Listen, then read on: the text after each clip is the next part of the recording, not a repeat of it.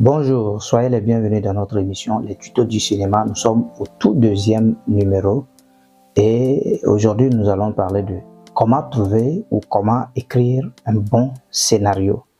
Vous savez, quand vous regardez un film, ce qui vous captive et qui fait que vous restez du début jusqu'à la fin du film, c'est l'histoire qui est racontée.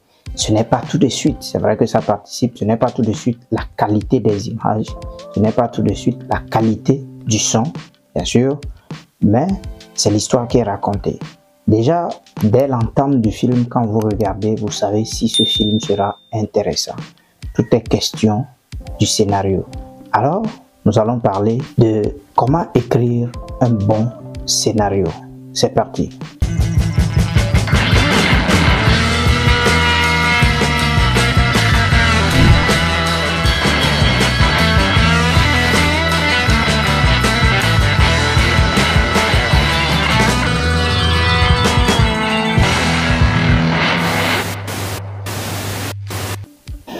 Alors, comme annoncé, le bon scénario n'est pas d'abord celui qui respecte les normes et les standards de l'écriture du scénario.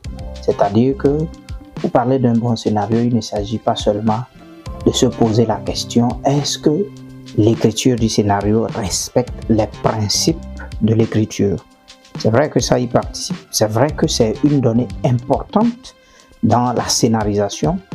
Mais ce qui est le plus important pour commencer, c'est l'histoire. C'est la qualité de votre histoire.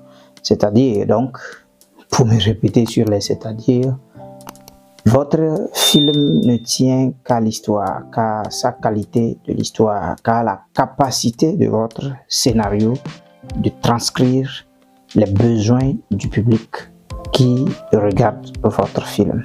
Disons donc que le bon scénario, ce n'est pas, on l'a déjà annoncé, ce n'est pas la technique de l'écriture, même si c'est très important, c'est la qualité de l'histoire. Pour avoir un très bon scénario, il faut tenir compte de 3 éléments principaux, disons même 4, j'allais dire 4 éléments.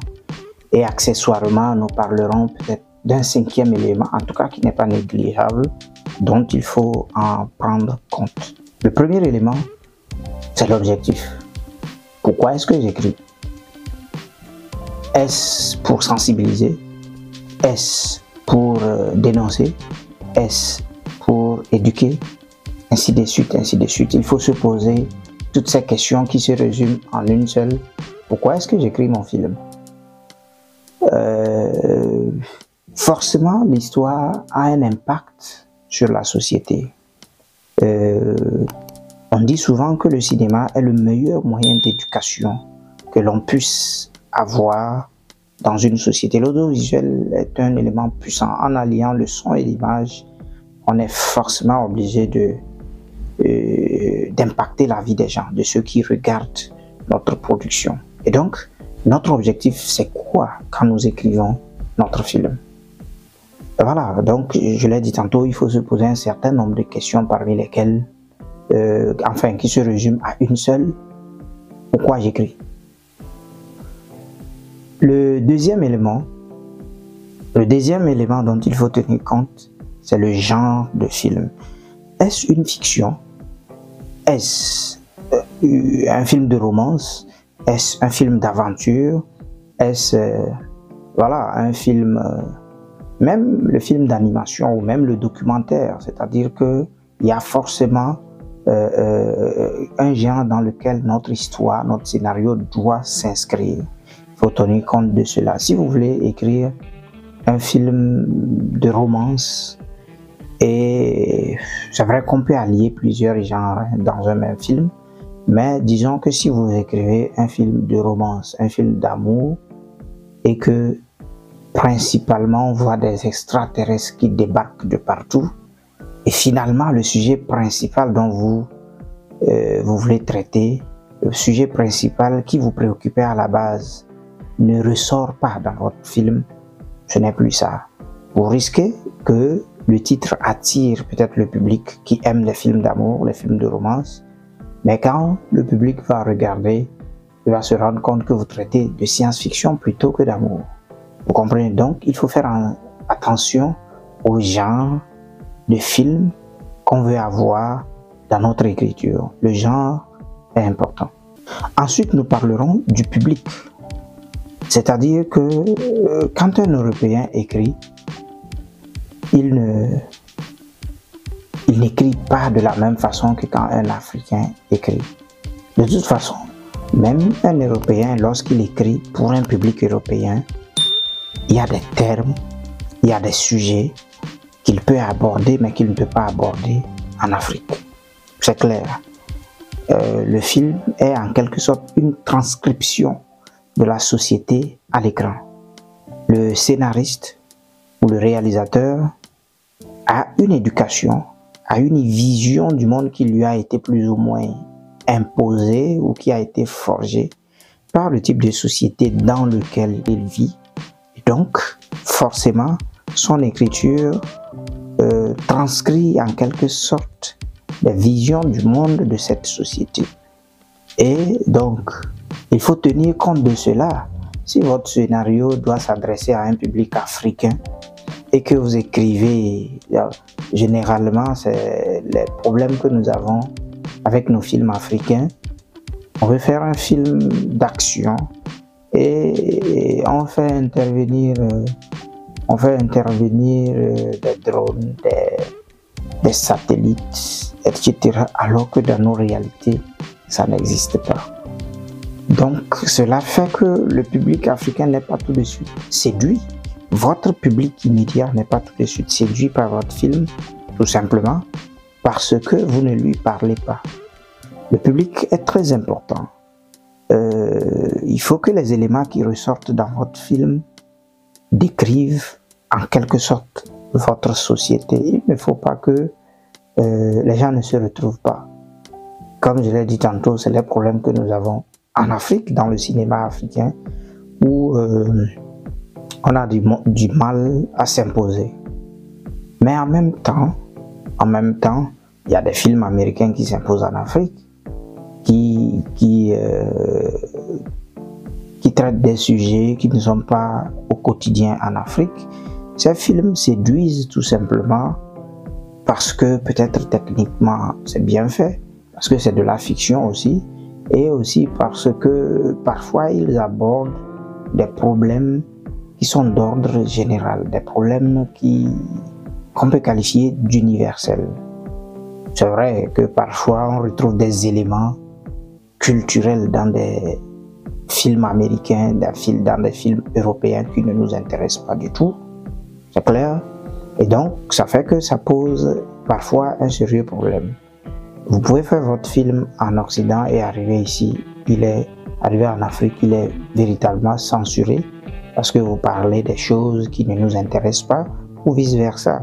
Vous faites un film en Afrique et vous dénoncez un certain nombre de choses alors qu'en Occident, ces choses-là sont acceptées, ces choses-là sont défendues ou même ces choses sont bien promues en Occident alors que chez nous, c'est dénoncé. Donc, cela voudrait dire qu'il faut tenir compte de son public. Toutefois, on peut s'efforcer d'être dans l'universel quand on écrit. D'être dans l'universel, ne pas trop divaguer, ne pas trop centrer votre film, votre histoire à votre société uniquement. Il faut que tout le monde puisse se retrouver dans votre histoire. Mais cela tient compte, cela aborde, cela renvoie à un autre élément dans l'écriture du scénario que nous abordons tout à l'heure, la diffusion.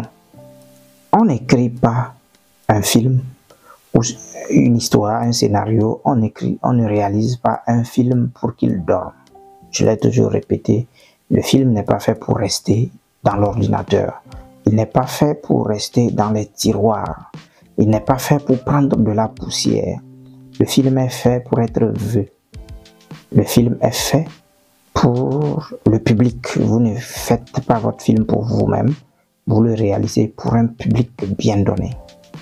Et pour que le public accède à votre film, c'est dans l'exploitation, c'est dans la diffusion. Donc, quand vous écrivez un film, vous devez tout de suite penser à l'exploitation que vous en ferez. l'exploitation que vous en ferez. Où est-ce que votre film sera vu? Est-ce en salle? Est-ce sur une chaîne de télé? Est-ce sur un support numérique, sur Internet, sur YouTube notamment? Où est-ce que votre film sera vu?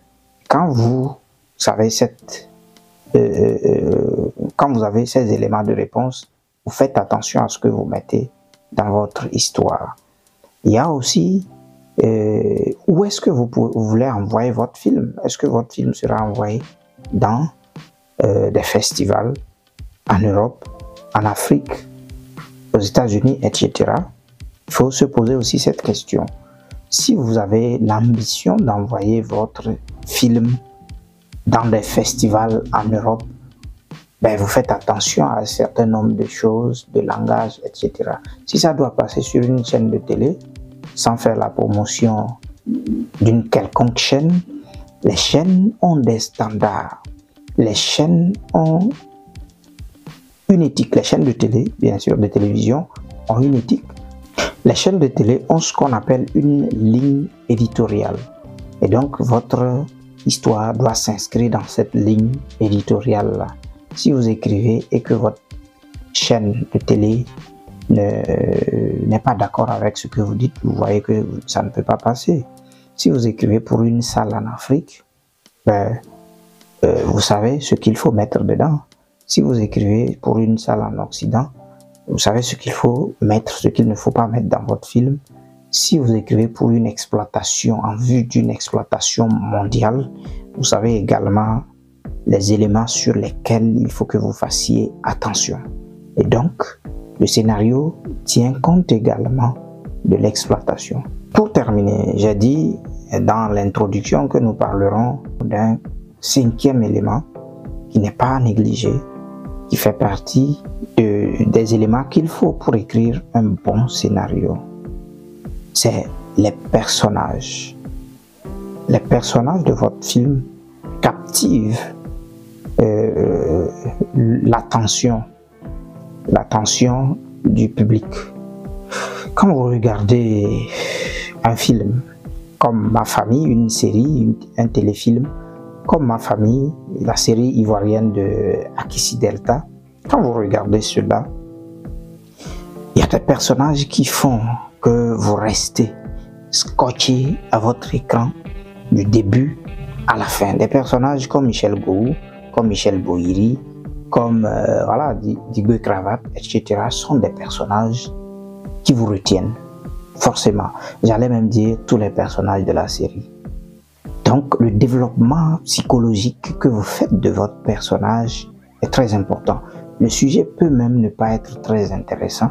Je vais dire que le thème que vous abordez, s'il n'est pas intéressant, mais que vous développez de bons personnages avec de bons dialogues, je vous assure que votre film va capter l'attention.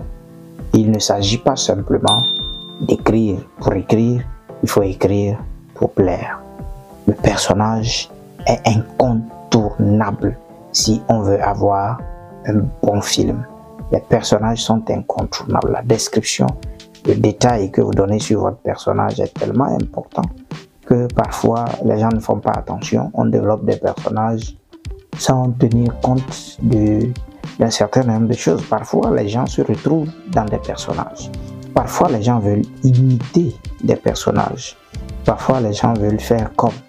Ouais, la série américaine 24 heures chrono, le personnage de Jack Bauer est tellement vivant qu'on ne peut pas. Si 2 minutes passent dans 24 heures chrono et qu'on ne voit pas Jack Bauer, c'est terrible. Les gens vont se déconnecter. D'où l'importance de faire attention au type de personnage que nous développons dans notre scénario. Quoi qu'il en soit, il faut être attentif à son environnement. Quoi qu'il en soit, il faut être attentif à la société et au monde.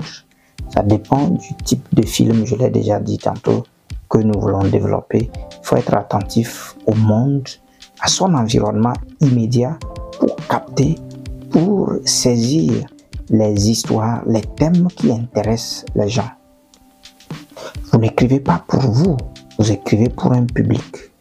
Et donc, si vos thèmes sont pertinents et percutants même, le public ne peut que vous suivre. Si les gens se retrouvent là-dedans, ils vont regarder.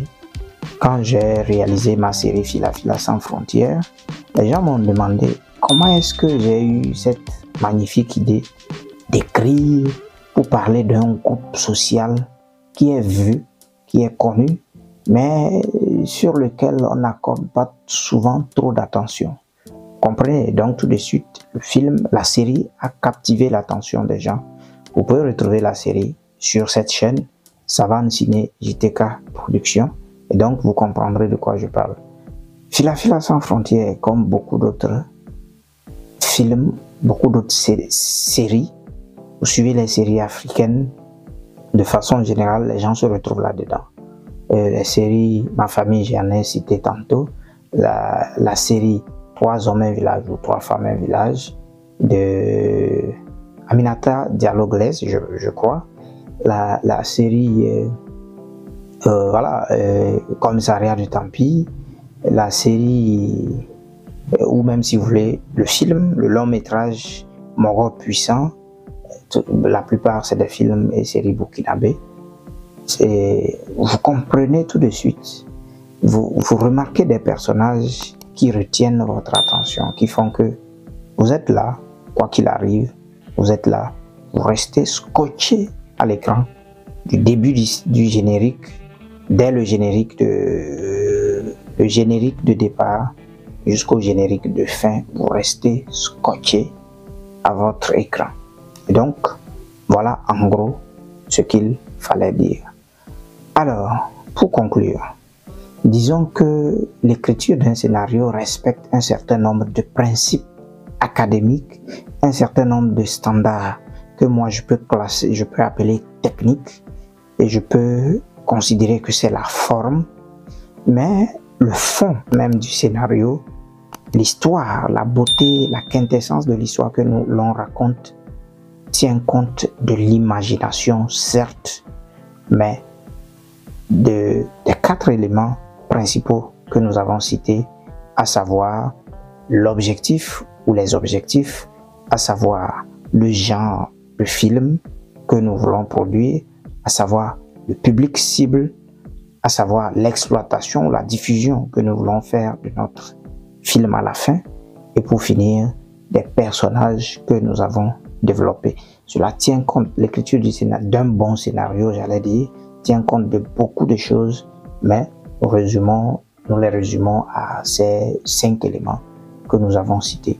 J'espère que vous avez vraiment pris du plaisir à nous suivre et que vous nous suivrez davantage dans le futur et que vous resterez abonnés à notre chaîne.